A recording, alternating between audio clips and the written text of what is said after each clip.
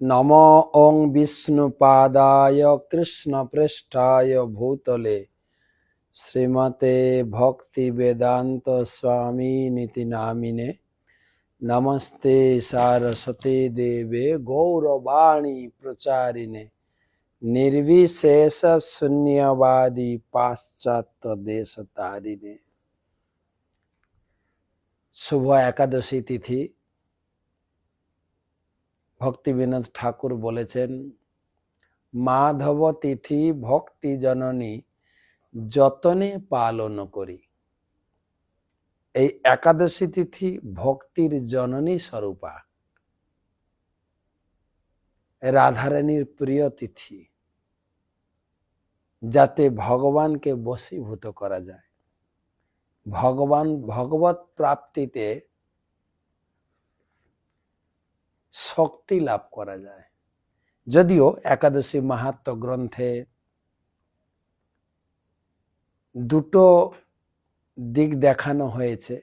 এই একাদশীর নাম হচ্ছে পাপ বিমোচনী একাদশী।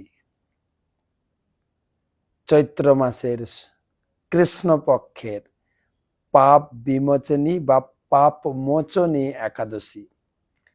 ভবিষ্যত্তর পুরাণে শ্রীকৃষ্ণ এবং যুধিষ্ঠির সংবাদে সেই কাহিনী শোনা যায়। ভগবান কৃষ্ণের কাছে মহারাজ যুধিষ্ঠির জিজ্ঞাসা করলেন, কৃষ্ণ, তোমার কাছে আমি এর আগের একাদশী আমলকি একাদশীর সবিস্তারে শ্রবণ করেছি।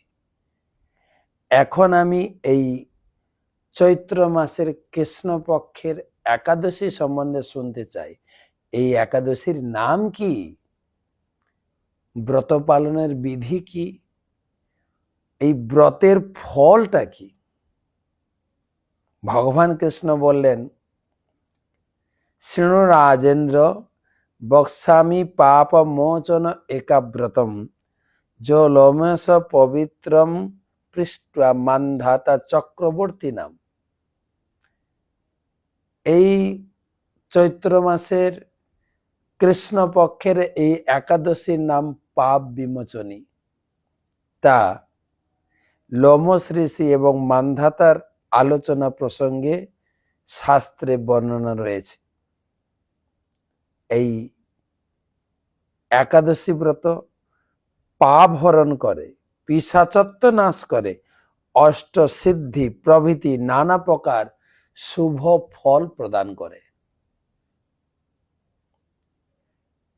লোমস ঋষি বললেন, প্রাচীনকালে ধনপতি কুবের মহোদয়ের চৈত্ররথ নামে একটা সুন্দর বাগিচা পুষ্প উদ্যান ছিল।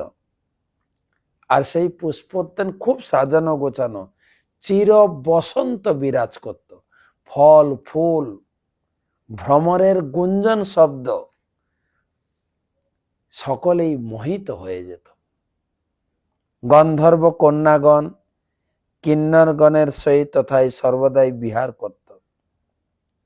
দেবতাগণ নিজ নিজ কান্তাগণকে নিয়ে তার বিরাজ করতেন। আর সেখানে এক মহাঋষি শিব ভক্ত চবন ঋষির পুত্র মেধাবী, তিনি তপস্যায় ধ্যানমগ্ন ছিলেন। আর অপ্সরাগণ তাদের বাবার মুনি ঋষি দেখলে তাদের চিত্তে একটু ভাব এসে যায়, এর ধ্যান ভঙ্গ করব। আর মেধাবী ঋষি অত্যন্ত সুন্দর ব্রহ্মচারী ব্রত তপস্যায় বসেছেন। এদিকে অপ্সরাদের মধ্যে মঞ্জু ঘোষা, সে মনে সংকল্পই নিয়ে নিল যে এর ব্রত ভঙ্গ করাবো। অপ্সরাদের মধ্যে আরেকটা ভয়ও থাকে, মুনি ঋষি যদি অভিশাপ দিয়ে দেয়, তাই সরাসরি না এসে অনেকটা দূরে কুটির বেঁধে বাস করলেন, মেধাবীর ধ্যান ভঙ্গ করাবেন।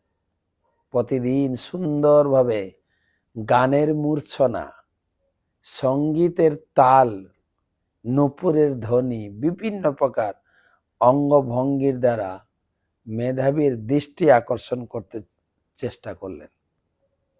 আর সেই সঙ্গে শিব শত্রু জানেন, কামদেব, কেননা শিব একবার কামদেবকে ভস্মীভূত করে দিয়েছিলেন। তাই তারও ইচ্ছা হলো শিবকে তো পারলাম না, শিবের ভক্তকে পতন করাবে। সেও মেধাবীর শরীরে প্রবেশ করে তার ভিতরে কামের উত্তেজনা বর্ধিত করলেন, আর তার শরীরকে এত সৌন্দর্য এবং তেজময় করে দিলেন, মঞ্জু ঘোষা তো আরো আকৃষ্ট হয়ে পড়লেন।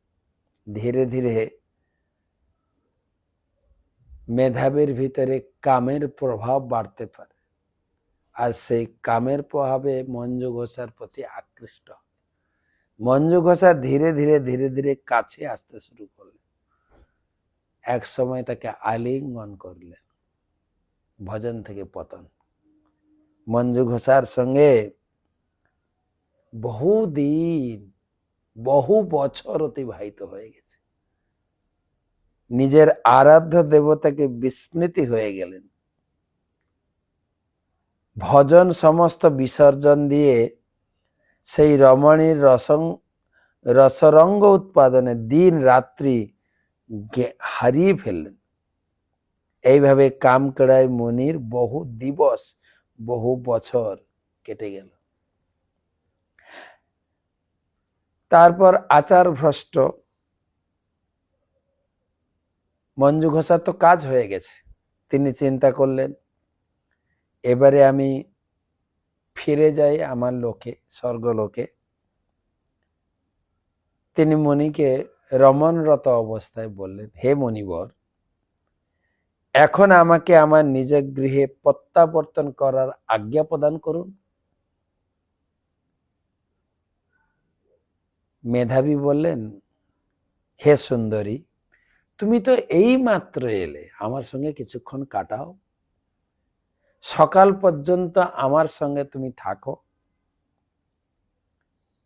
আর এদিকে মঞ্জু ঘোষাও ভয় খাচ্ছেন, বেশি কিছু বললে অভিশাপ হয়ে যাবে। ভয়ে আবার কিছু বর্ষ থেকে গেলেন।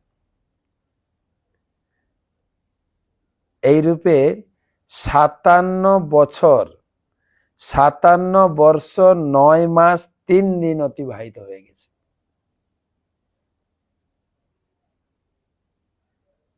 পরের দিন সকালে আবার অনুমতি চাইলেন। মণি বললেন, সুন্দরী, আমার কথা শোনো, সবে তো প্রাতকাল হলো, সন্ধ্যা পর্যন্ত, আমার সন্ধ্যা বন্দনা পর্যন্ত তুমি অপেক্ষা করো। মঞ্জু ঘোষা হেসে বললেন, মণিবর, আপনার সন্ধ্যা, আপনার প্রাতকাল আপনি কি জানেন? এটা কেবল সন্ধ্যা প্রাতকাল নয়, আমার সঙ্গে আপনার কত বর্ষ অতিবাহিত হয়ে গেছে। তখন মেধাবীর হোঁশ এসছে, আরে তুমি আমার সর্বনাশ করেছ, আমার এত বছরের, এত জীবনের তপস্যাকে মুহূর্তের মধ্যে নষ্ট করে দিয়েছ। হায়! মনির চোখ দুটো একদম আরক্ত, অশ্রু প্লাবিত হচ্ছে, ক্রোধে সমস্ত শরীর কাঁপতে শুরু করেছে। অত্যন্ত ব্যাকুল হয়ে উঠলে হাতে জল নিয়ে সেই অপ্সরাকে অভিশাপ দিয়ে দিলেন, তুমি অচিরাত পিশাচিনী হও, ওরে পাপিনী, দুষ্টচারিণী, কুলটে, পাতক প্রিয়ে, তোমাকে শত শত ধিক্কার জানাই।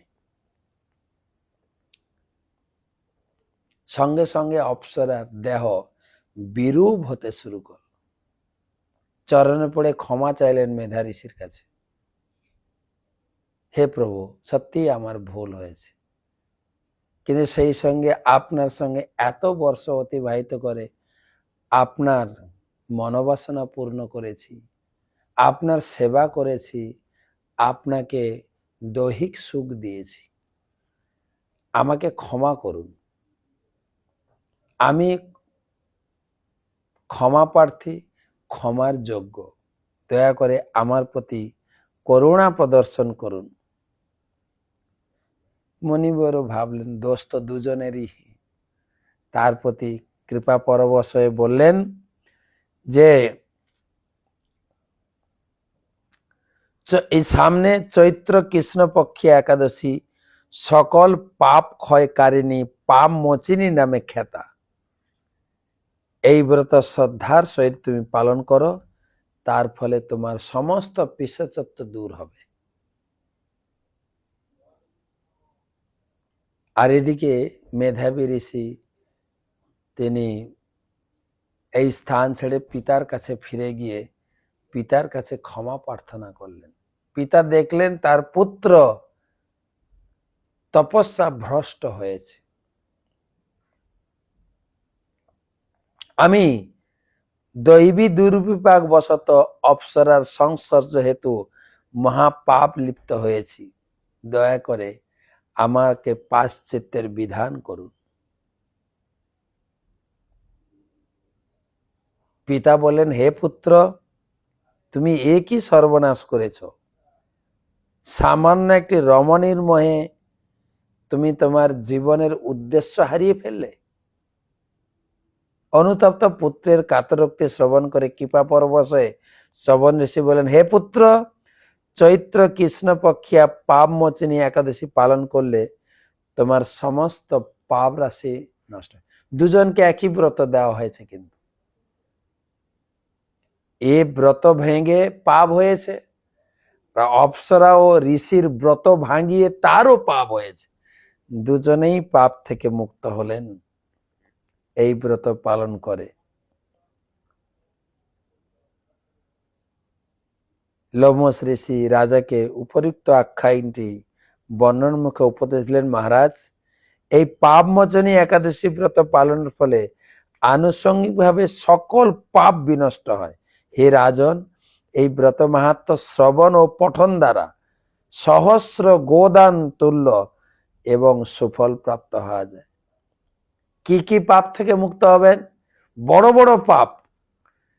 এই ব্রতে ব্রহ্ম হত্যা, ভ্রূণ হত্যা, অনেকে গর্ভে ভ্রূণ হত্যা করে, ব্রহ্ম হত্যা, ভ্রূণ হত্যা, মদিরা পান এবং গুরবাঙ্গনা গমন জনিত সর্ববিধ পাপ সমূলে বিনষ্ট হয়। প্রত্যেকে এই একাদশী ব্রত ভালো করে পালন করুন। জীবনে আমরা ব্রত করতে গিয়ে অনেক সময় অনেক ব্রত নষ্ট হয়ে যায়, ভঙ্গ হয়ে যায়। সমস্ত প্রকার দোষ কেটে গিয়ে পুনরায় আমরা আমাদের ব্রতে কৃষ্ণ ভক্তি লাভে স্থিত হতে পারব। প্রত্যেক একাদশীর মতো একই নিয়ম। সকালে উঠে ব্রহ্ম মুহূর্ত স্নান, তিলক বস্ত্র ধারণ করে আচমন করে ভগবানের মঙ্গল আরতি, তারপরে সংকল্প করেন। সূর্যোদয়ের আগে সংকল্প করবেন। অনেকে আগের দিন রাত্রে সংকল্প করে রাখতে পারেন, তবে সকালে করলে সূর্যোদয়ের আগে সংকল্প করবেন। সরল বিধি আমি যেটা দিয়েছি, যেভাবে সংকল্প মাত্র। আপনি প্রথমে গুরুদেবকে প্রার্থনা করবেন, গুরুদেবের প্রণাম মন্ত্র উচ্চারণ করে প্রণাম করবেন, বৈষ্ণব প্রণাম, সেই সঙ্গে আপনার আরাধ্য ঠাকুরকে প্রণাম। আপনার ঘরে গৌরনীতায় আছেন, রাধাকৃষ্ণ আছেন, জগন্নাথ বলদেব সুভদ্রা মহারানী আছেন, পঞ্চতত্ত্ব যে বিগ্রহ আছেন, সেই বিগ্রহের প্রণাম মন্ত্রে প্রণাম জানাবেন। রাধারানীকে প্রণাম জানাবেন। ব্রতের অধিকারিণী হচ্ছে রাধারানী, তিনি শক্তি প্রদান করবেন। তারপরে হাতে জল নেবেন, গন্ডুসে জল নেবেন, জল নিয়ে মন্ত্র উচ্চারণ করবেন। বিষ্ণু ওম তৎসদত্ত চৈত্র মাসে কৃষ্ণপক্ষে একাদশী তিথৌ, নিজের নাম গোত্র, শ্রীকৃষ্ণ প্রীতি কাম অহম একাদশী ব্রতম করিছে হাতের জল আঙ্গুলের ডগা দিয়ে পড়বে। ওম তদ বিষ্ণু পরমং পদম সদা পশ্যন্তি দিদি বা চক্ষুরাততম তদ বিপ্রাস বিপন্নাব জাগরি বংশে সবিন্দতে বিষ্ণুর যৎ পরমং পদম। জয় শ্রী কৃষ্ণ চৈতন্য প্রভু নিত্যানন্দ শ্রী অদ্বৈত গদাধর শ্রীবাসাদি শ্রী গৌর ভক্তবৃন্দ। হরে কৃষ্ণ কৃষ্ণ কৃষ্ণ হরে হরে, হরে রাম রাম রাম হরে হরে। মনে মনে সংকল্প নেবেন আরো, সারাদিন আমি কুচিন্তা, কুকর্ম এবং কুভাবনার মনে যেন না থাকি। বেশি করে নাম জপ, সততং কীর্তয়ন্ত মাং যতন্তস্য দৃঢ়বতা নম সন্তস্য মাং ভক্তা নিত্য যুক্ত। হরিনাম জপ, গীতা ভাগবতম অধ্যয়ন এবং বাক্য সংযম, ইন্দ্রিয় সংযম করে সারাদিন অতিবাহিত হবে।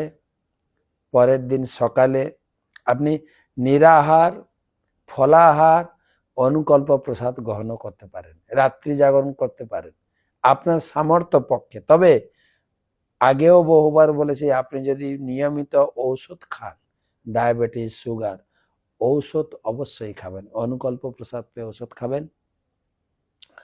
আর নির্জলা করতে পারলে ভালো, নির্জলা করে রাত্রি জাগরণ করবেন, না হলে জল খান, দুধ খান, আর না হলে ফলাহার, অনুকল্প আহার করে কাটাবেন। পরের দিন সকালে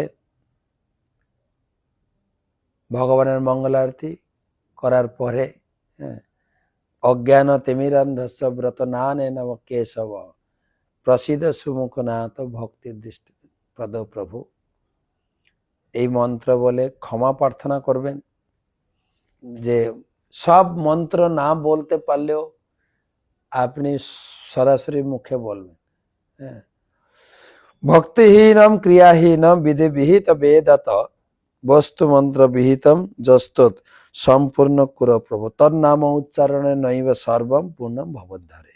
আর নাহলে হরিনাম করেন, হরে কৃষ্ণ কৃষ্ণ কৃষ্ণ হরে হরে, হরে রাম রাম রাম হরে হরে। ক্ষমা প্রার্থনা করবেন।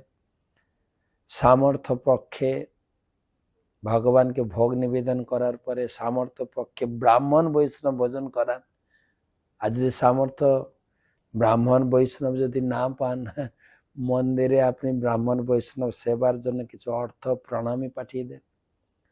তারপরে ব্রাহ্মণ বৈষ্ণবের অনুমতি নিয়ে আপনি প্রসাদ গ্রহণ করবেন। অন্ন প্রসাদ সময় থাকলে অন্ন প্রসাদ রান্না করে ভোগ দিয়ে পাবেন, আর না হলে ভগবানের জগন্নাথ মন্দিরে নির্মাল্য চাল প্রসাদ গ্রহণ করে তারপরে ভালো করে রান্না করে ভোগ দিয়ে প্রসাদ পেতে পারেন।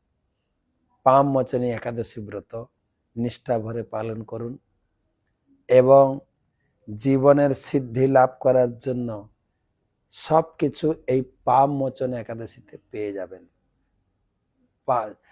চৈত্র কৃষ্ণ পক্ষিয়া পাম মোচনী একাদশী মহাব্রত কি জয়।